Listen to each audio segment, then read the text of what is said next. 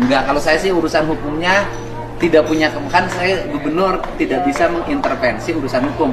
Nanti yang urusnya Bapak. Tetapi saya sebagai gubernur itu kan berdirinya di atas semua, tidak berdiri di salah satu, gitu loh. Di atas semua, artinya ada peristiwa, ya proses hukumnya berjalan melalui Polres, yaitu silahkan, gitu kan. Nah, saya tidak bisa mengintervensi. Pada 5 Juni 2025, kanal YouTube milik Kang Deddy Mulyadi, KDM, menayangkan sebuah video yang memperlihatkan permintaan dari para istri tersangka kasus perusakan rumah ibadah di Cidahu, Sukabumi. Berlinangan air mata, mereka memohon kepada Kang Deddy Mulyadi selaku Gubernur Jawa Barat untuk mengintervensi proses hukum yang sedang berjalan kepada para tersangka. Karena 8 tersangka kasus ini adalah tulang punggung keluarga. Permintaan itu sungguh bikin kita geleng-geleng kepala. Bukan karena tangisan para istri tak layak dikasihani, tapi karena konteks kejahatannya jelas, merusak properti milik orang lain dan berpotensi melanggar hak dasar warga negara untuk beribadah.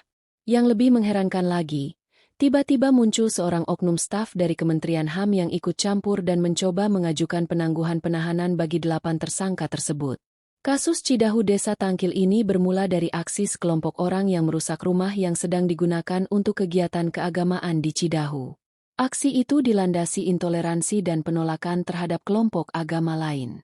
Polda Jawa Barat pun bergerak cepat, menangkap 8 pelaku.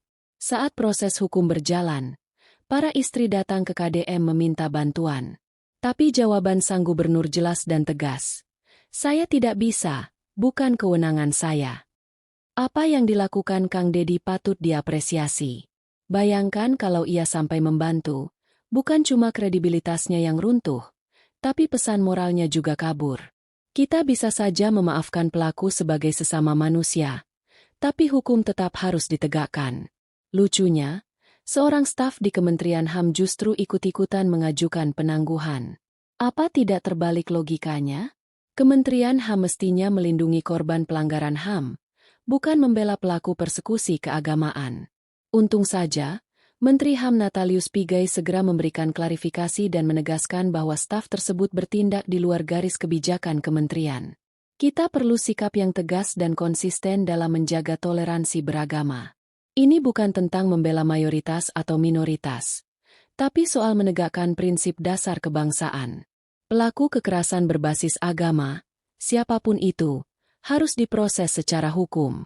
Dan semua pihak, termasuk pejabat, jangan coba-coba main simpati di atas penderitaan korban. Lebih penting lagi, kita sebagai warga negara juga harus belajar untuk tidak gampang terprovokasi. Setiap agama punya cara ibadahnya masing-masing, dan itu hak setiap orang. Kalau kita bisa saling menghormati, Indonesia akan jauh lebih damai. Kerukunan itu bukan hadiah, tapi hasil kerja keras semua pihak. Jangan biarkan segelintir orang merusaknya dengan aksi intoleransi. Dan jangan pula kita membela pelaku hanya karena alasan pribadi. Sebab kalau hukum terus dikompromi, yang kita wariskan nanti bukan kedamaian, tapi benih konflik yang tak pernah selesai.